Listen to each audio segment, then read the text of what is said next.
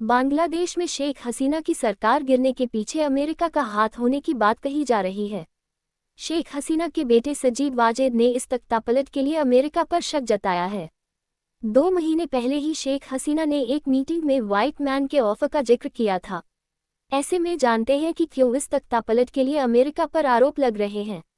इस साल जनवरी में हुए चुनाव में जीतकर 5वीं बार बांग्लादेश की प्रधानमंत्री बनी शेख हसीना के लिए कई महीने अच्छे नहीं रहे। पहले चुनाव में धांधली का आरोप लगा, फिर कोटा सिस्टम को लेकर हफ्तों तक प्रदर्शन और आखिरकार शेख हसीना के इस्तीफे की मांग। प्रदर्शनकारियों के आगे शेख हसीना को झुकना पड़ा, इस्तीफा देना पड़ा और इसके साथ ही उन्हें अपना ही मुल्क भी छोड़ना पड़ा। वही मुल्क जहां की सत्ता में 15 साल से शेख हसीना काबिज थीं। बहरहाल, शेख हसीना को जिन हालातों में इस्तीफा देकर अपना मुल्क छोड़ना पड़ा है, उसके लिए अब विदेशी दखल का दावा भी किया जा रहा है। शेख हसीना के बेटे सजीद वाजेद ने इस तख्तापलट के पीछे अमेरिका का हाथ होने का शक जाहिर किया है। मीडिया से बात करते हुए उन्होंने कहा, अमेरिका मजबूत सरकार नहीं चाहता, वो बांग्लादेश में कमजोर सरकार चाहता है। वो एक ऐसी सरकार चाहता है जिसे नियंत्रित कर सके। वो शेख हसीना को नियंत्रित नहीं कर पाए। जाने माने विश्लेषक ब्रह्म चेलानी ने भी विदेशी एंगल की बात कही है। उन्होंने सोशल मीडिया पर लिखा, शेख हसीना ने तेजी से बांग्लादेश को आर्थिक विकास दिया। हालांकि बांग्लादेश में हुए तख्तापलट के लिए अमेरिका पर इल्जाम लग रहे हैं, उसके संकेत कुछ महीनों पहले ही शेख हसीना ने दे दिए थे। शेख हसीना ने एक मीटिंग में अमेरिका का नाम लिए बगैर कहा था कि उनके ऊपर विदेश से दबाव बनाया जा रहा है। इसी साल मई में शेख हसीना ने खुलासा किया था कि उन्हें एक विदेशी मुल्क से ऑफर मिला था कि अगर वो उसे बांग्लादेश में एयरबेस बनाने देती हैं, तो चुनाव में उनकी आसानी से वापसी करवा दी जाएगी। शेख हसीना ने कहा था, अगर मैं खास देश को बांग्लादेश में एयरबेस बनाने की अनुमति दे देती हूं तो मुझे कोई परेशानी नहीं होगी। उन्होंने किसी देश का नाम नहीं लिया था, लेकिन ये कहा था कि उन्हें ये ऑफर एक व्हाइट मैन से आया था। उन्होंने उस समय कहा था कि उनकी सरकार हमेशा संकट में रहेगी, लेकिन इसकी चिंता करने की जरूरत नहीं है। जब उनसे व्हाइट मैन के बारे में पूछा गया तो उन्होंने कहा था, मैंने उनसे साफ कह दिया है कि मैं राष्ट्रपिता बंगबंधु शेख मुजीबुर रहमान की बेटी हूँ। हमने अपना मुक्ति संग्राम जीता है। मैं देश का कोई हिस्सा किराए पर देकर या किसी दूसरे देश को सौंपकर सत्ता में नहीं आना चाहती। शेख हसीना ने दावा किया था कि बांग्लादेश और म्यांमार के कुछ हिस्सों को तोड़कर उसे ईसाई देश बनाने की साजिश भी चल रही है। उन्होंने कहा था, वो ईस्ट तिमोर की तरह बांग्लादेश और म्यांमार के कुछ हिस्सों को बंगाल की खाड़ी में बेस के साथ लेकर एक ईसाई देश बनाएंगे। ईस्ट तिमोर का जिक्र कर शेख हसीना ने एक तरह से अमेरिका की ओर इशारा कर दिया था। ईस्ट तिमोर 2002 में ही आज़ाद मुल्क बना है। यहाँ अमेरिका की अच्छी खासी मौजूदगी है। हर साल अमेरिका यहाँ लाखों डॉलर खर्च करता है। बांग्लादेश में इसी साल 7 जनवरी को आम चुनाव हुए थे। इस चुनाव का विपक्ष ने बायकॉट कर दिया था। इस चुनाव में शेख हसीना की पार्टी आवामी लीग ने संसद की 300 में से 224 सीटें जीती थीं। इस चुनाव में महज 40% ही वोटिंग हुई थी। विपक्ष ने चुनाव में धांधली का आरोप लगाया था। हालांकि आवामी लीग ने स्वतंत्र और निष्पक्ष चुनाव का दावा किया था। इन चुनावी नतीजों पर अमेरिका ने नाखुशी जताई थी। अमेरिकी विदेश विभाग के प्रवक्ता मैथ्यू मिलर ने कहा था, हजारों विपक्षी नेताओं की गिरफ्तारी और चुनाव के दिन अनियमितताओं की रिपोर्ट से अमेरिका परेशान है। मिलर ने कहा था कि ये चुनाव स्वतंत्र और निष्पक्ष नहीं थे और दुख की बात है कि इसमें सभी पार्टियों ने हिस्सा नहीं लिया था। पिछले साल की ही बात है।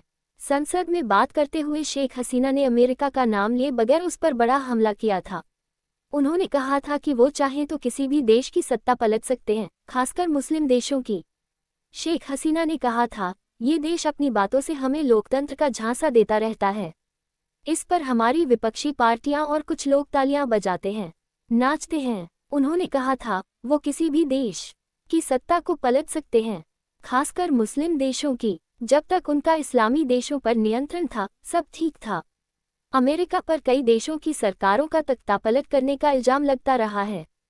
कहीं विपक्षी दलों का समर्थन करके तो कहीं आतंकी गुटों को फंडिंग कर उसने उन देशों में बगावत करवानी शुरू कर दी। उस पर कुछ देशों के राष्ट्र प्रमुखों का कत्ल करवा कर वहां अराजकता फैलाने का आरोप भी लगा।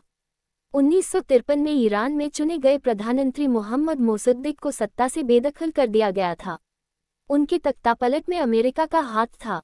दरअसल मोहम्मद मोसद्दिक ने तेल का राष्ट्रीयकरण दिया था। इससे पश्चिमी मुल्क नाराज हो गए थे। इसके बाद मोहम्मद मोसद्दिक को सत्ता से हटाने का खेल शुरू हुआ। पिछले साल सीआईए ने माना था कि मोहम्मद मोसद्दिक को हटाना अलोकतांत्रिक था।